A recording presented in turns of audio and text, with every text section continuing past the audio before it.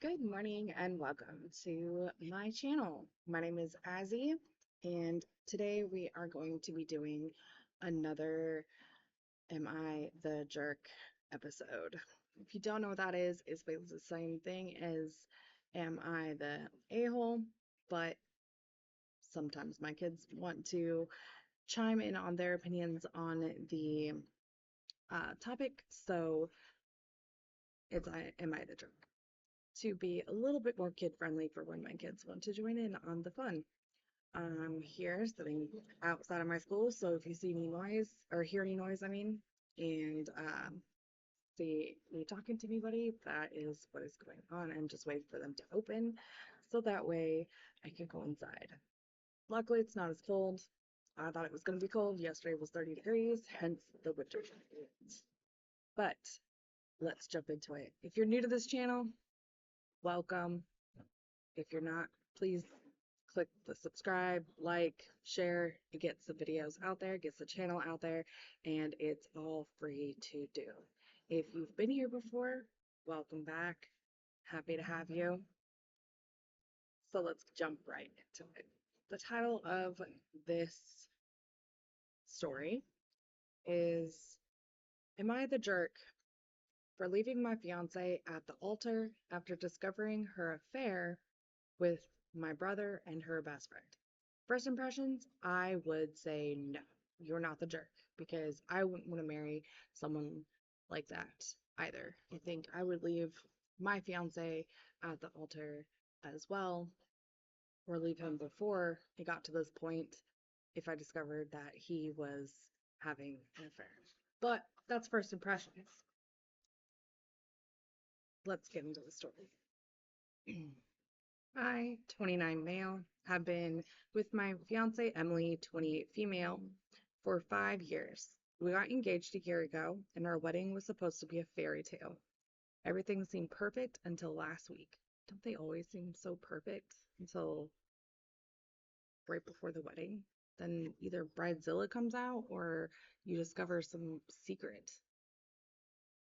I was preparing for the wedding when I noticed Emily acting strangely. She was secretive with her phone and had sudden unexplained disappearances. I chalked it up to wedding stress until I received an anonymous message with photos and screenshots revealing Emily was having an affair with not just one person, but two. Emily is not ready for this sort of commitment, clearly.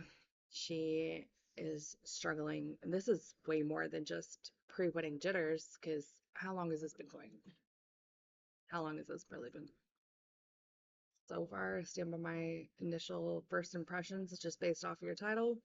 You were not the jerk. 100% not the jerk. Emily's the jerk. My brother Mark, 31 male, and her best friend Sarah, 28 female. Me and my siblings would fight. Um, if you are sleeping with my fiance and you know, and you're my family, so you definitely know, oh yeah, we'd be fighting. For sure. 100%. We'd be fighting.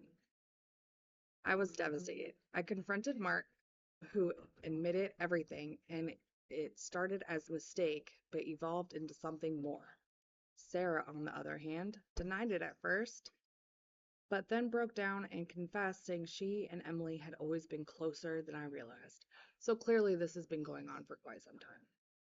If her friend is not only lying to cover her butt and save your relationship when you have irrefutable proof before you, I've always been the type of person that I will not confront you until I have irrefutable proof, till I have the evidence that will withstand any lie you could possibly tell me.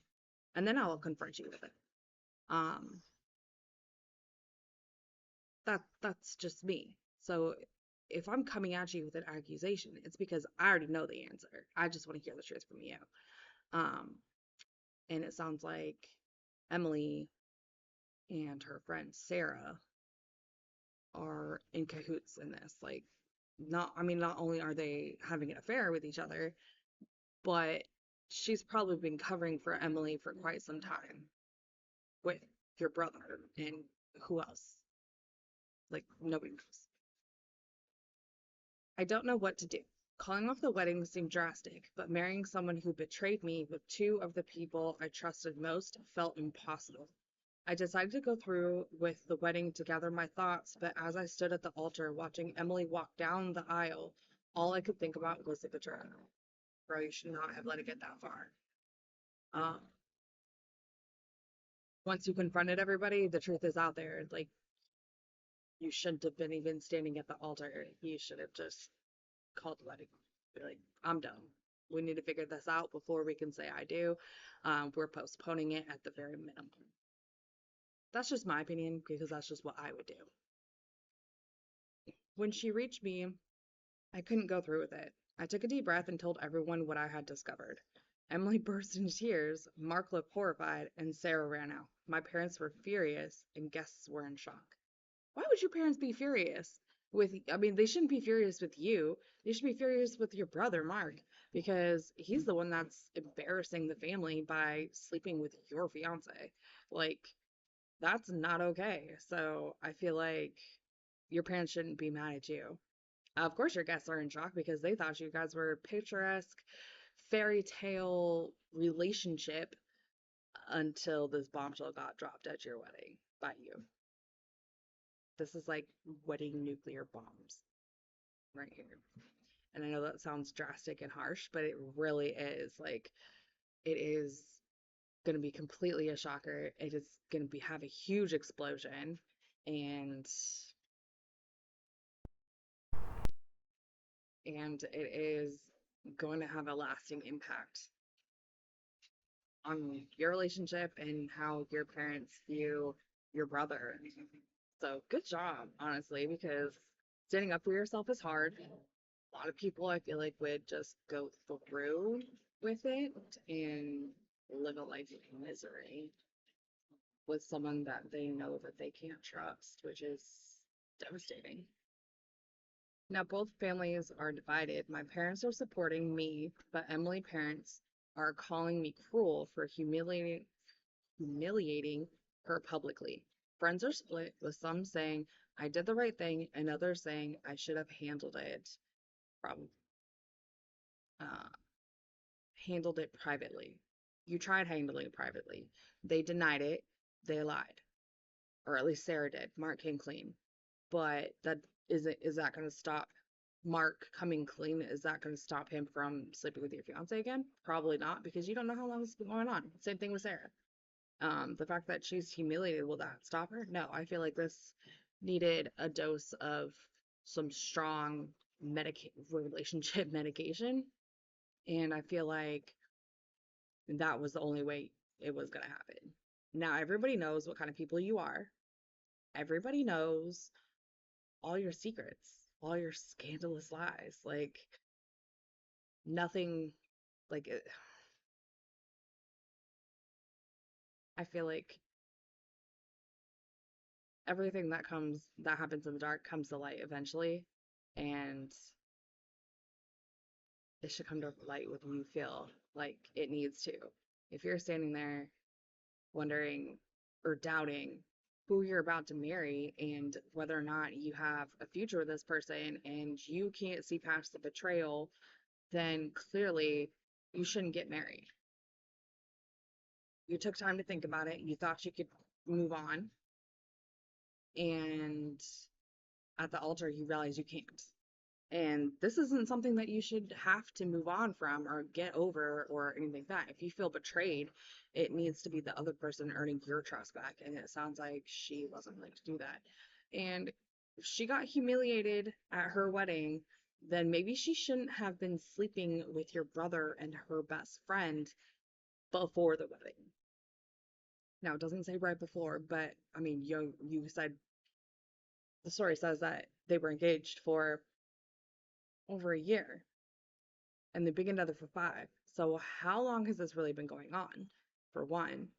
And for two, if she's sleeping with him while engaged to you, she's I mean, I doubt she's taking her ring off because I know I don't like taking my ring off for any particular reason, even to get it cleaned at the jeweler's.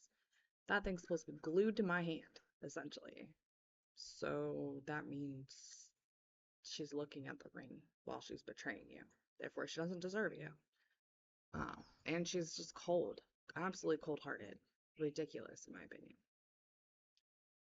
Emily has been texting and calling nonstop, begging for forgiveness, saying she made a mistake and wants to fix things. Mark has disappeared, and Sarah is posting cryptic messages on social media about betrayal and forgiveness.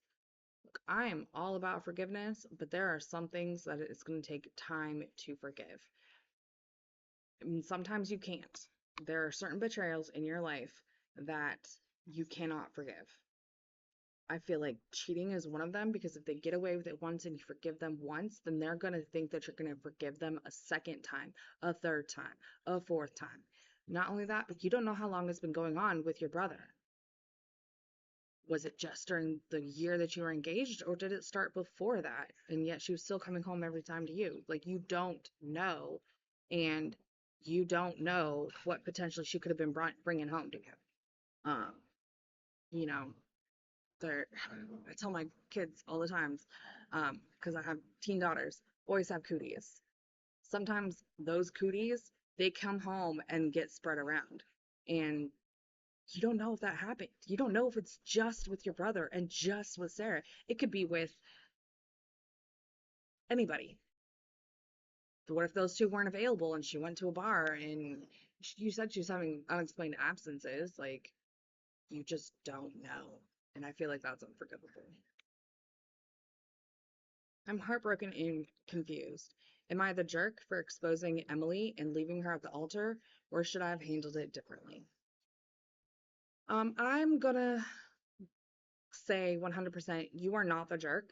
It could have been handled differently. Yes, I will say that.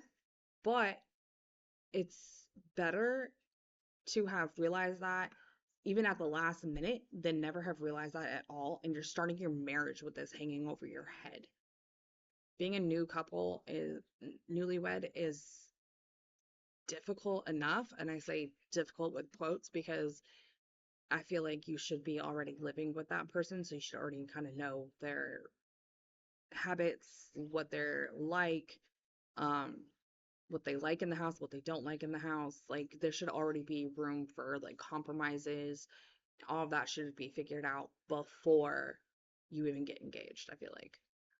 I know me and my fiance, when we first moved in together, there were some things that I was doing that was irritating him, and there were some things that he was doing that was irritating me, and we had to come up with compromises for those things.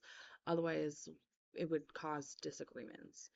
Very, very minor arguments is what I mean by disagreements, and it's just basically us talking it out and being adults and realizing that we come from two different generations because he's older than I am and two different mindsets where I was getting over being depressed and everything. He kind of had his shit together more than I did.